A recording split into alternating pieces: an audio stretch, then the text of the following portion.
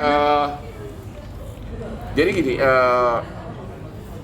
tanggal 6 saya sidang kan yang sama si botak itu, yang baru setengah jalan tiba-tiba saya lemas terus kan, saya lemas habis, itu benar-benar saya udah mau kolaps di situ ya, sehingga saya minta pulang tanpa izin sama hakim ya. Besoknya saya dicek di rumah sakit di sini, ternyata tekanan darah saya sudah drop habis ya, sudah bahkan malamnya bayangin tekanan darah orang sampai 95 ke 40-an. Itu katanya sudah waktunya mati itu. Normal. Iya. Normal ukuran abangnya. Hah? Untuk ukuran usia abang normalnya berapa? 120-80 kan yang normal. Paling bawah itu 60 lah paling bawah. Ya, jadi saya udah ke 40 ya. Dan keluarga saya di IGD udah pada nangis. Karena apa? Karena saya menggigil dia itu udah kayak gitu kan, kayak gitu. Dan oleh akhirnya diopname di sini di Mitra, dikasih antibiotik begitu banyak ya. Cuma waktu itu belum ada penjelasan resmi bahwa itu ada kaitannya dengan lever. Saya pernah jam 2 subuh pada saat itu tanggal berapa itu? Tanggal 21 ya, tanggal 21 ya. Satu kemarin. Hah? Oh ya, sorry. Yang saya itu kan tanggal 20 itunya ya. Tanggal 20 itunya kan yang sidang. Itu pun saya lupa. Udah tua nih. Pokoknya saya pernah di malam pertama saya opname di Jakarta jam 2 subuh di IGD, di mana perawat sudah pada ngantuk, keluarga semua udah pulang. Tiba-tiba tekanan darah saya sudah mendekati 40 dan suhu badan saya ke 40 juga, panas. Akhirnya sama perawat lakinya disuntik untuk menaikkan tekanan darah. Oke.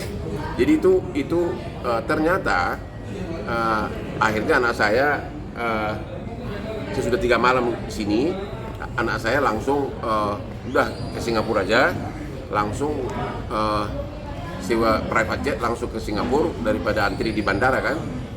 Di Singapura saya check in di rumah sakit Mount Elizabeth Novena, cuma 2 jam dia langsung tahu.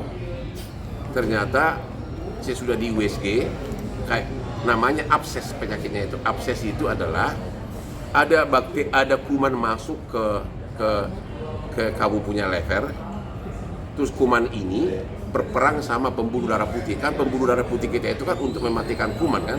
Nah, akhirnya pembuluh darah putih menang, matilah semua kuman ini, jadi menumpuk kayak monumen. Ya, monumen di dalam lever. Nah, terus dia pelan-pelan keluar jadi nanah masuk ke darah. Itulah namanya infeksi, itulah namanya infeksi, abses ya. Jadi waktu itu saya disikap antibiotik, cuma di Singapura itu cuma 2 malam sudah boleh pindah ke hotel. Hanya saya dikasih di sini kabel 2 untuk infus. Jadi dikasih suntikannya sama dokter, istri saya diajarin tinggal suntik aja sekali sehari, antibiotik dosis tinggi. Jadi begitu kumannya mah kan tadi kan menggunung dia kan, begitu dia runtuh menjadi nanah masuk ke darah, dia menjadi infeksi kan. Begitu dia masuk ke darah, antibiotik udah siap, udah nerekam langsung. Nah, kemarin saya sudah hampir 6 minggu. Saya kira ini masih ada nih bekas-bekas saya semua nih. Ini. Sampai sekarang masih Bang? Enggak, ini udah selesai nih. Ya. Ini dulu pakai kabel ini 2 di sini. Ya, jadi saya kemana-mana. Makanya saya belum pergi dansa gua nih. Saya lihat Bang Hotman. Hah? Ada. Jadi terakhir lah kemarin suatu cek sudah boleh. Jadi udah dulu di sini ada infus kabel ke darah langsung ditanam. Ya. Jadi isi saya tinggal suntik sekali hari. Ya. Habis itu tutup lagi, udah ada itu benar-benar canggih deh. Tutup lagi, udah jalan lagi santai begini. Ya. Banyak sudah dilepas. Nah, sekarang kemarin dilepas. Jadi saya sudah di USG lagi, ternyata tumpukannya itu yang semula segini udah tinggal dikit. Terus dia bilang, ya udahlah, gue pusing, gue bilang, gue mandi gue harus gini-gini kan takut air masuk kan, itu loh. Jadi udah, sekarang mungkin masih ada dikit, saya dikasih, kalau dulu kan dikasih 4 suntikan tiap hari gitu kan, antibiotik, kemudian segala macam, untuk 3 minggu sampai suntikannya sampai segini panjangnya. Ya kan sekali suntik kan buang kan. Nah, sekarang cuma dikasih pil. Mungkin antibiotik ya. Antibiotik ya itu. Sekarang mungkin minggu depan udah bisa dansa lagi dengan yang cantik. Ada pantangan bang dari dokter Singapura? Hah? Pantangan. Iya. Pantangannya satu, kurangin alkohol karena dia bilang orang yang begitu kita minum alkohol, lever itu juga ikut goyang gitu loh, ikut berdansa ya. Ya. Kedua, kurangi kerjanya. Nah, saya memang terlalu ya namanya gimana sih pengacara terlalu laku gimana sih? Semua perkara besar gue yang pegang. Selama ini kan jam 3 subuh saya udah kerja. Sekarang saya ganti. Saya olahraga sekarang. Tadi saya di Ancol, ya. Udah jalan di kompleks. Saya tiap pagi jalan. Makanya gara-gara bosan jalan iseng-iseng aja kasih ceramah hukum tiap pagi. Termasuk mengenai RK ini. Tapi yang ceramah hukum yang berbobot gitu loh. Berarti untuk kerja subuh ini sudah dihentikan ya? Dikurangi bukan dihentikan. Karena gini loh, sejak corona saya itu udah gak pernah ke kantor. Saya menikmati kerja di ruang kerja dekat kolam renang saya. Ya, jam 6.30 pegawai itu udah pada datang. Hanya untuk kasih laporan. Saya sambil renang, terus tiba-tiba, perkara nomor sekian gimana gugatannya? Ya, anak gua lapor dipikir kolam renang, gua renang lagi.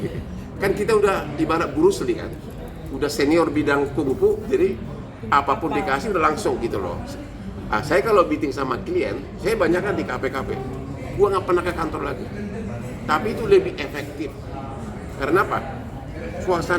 Suasana ketemu klien itu kalau suasana kafe begini, otak kita itu encer. Karena aku kan bermain dengan otak. Gitu loh. Sama juga kayak tiap pagi itu mulai tanggal 8 jam 7:30 pengacara udah datang ke bagian belakang rumah saya.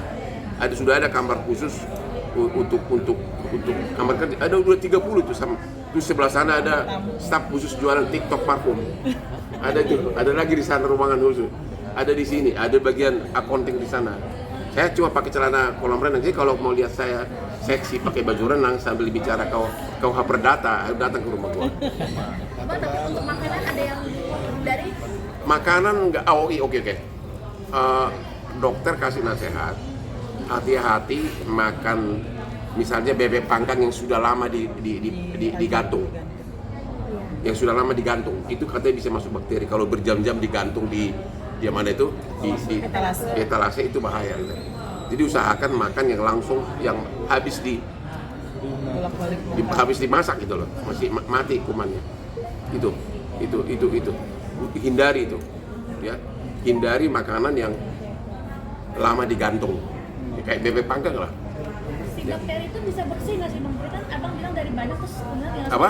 Bakteri yang di dalam pembuluh darah ini kata abang kan tinggal sedikit kan? Iya, makanya sebenarnya sih harusnya saya minggu depan datang, tapi kan saya tahu minggu depan sih saya percepat. Jadi bakterinya itu masih ada dikit. Nah, nanti saya akan datang lagi. Cuma ada satu lagi yang perlu dilakukan adalah endoskopi, yaitu punya kita itu usus dibor dari belakang. Jadi kelihatan semua. Ya untuk ngecek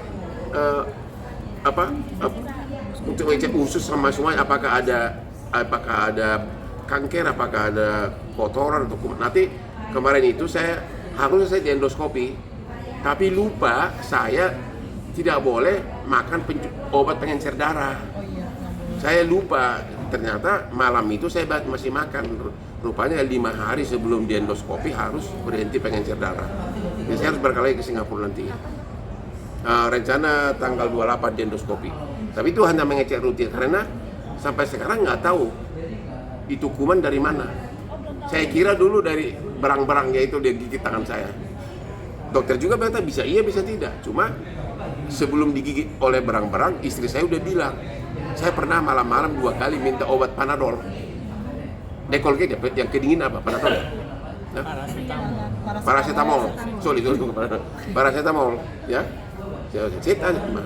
Saya yakin dia bahwa itu bukan berang-berang. Dia bilang sudah ada gejala sebelumnya, apalagi sebelumnya saya terlalu capek ke IKN ya. Terbang ke Balikpapan, dari Balikpapan ke IKN pulang pergi 6 jam di jalan. Lemas banget saya. ya besoknya sidang. Gitu loh. Bang, update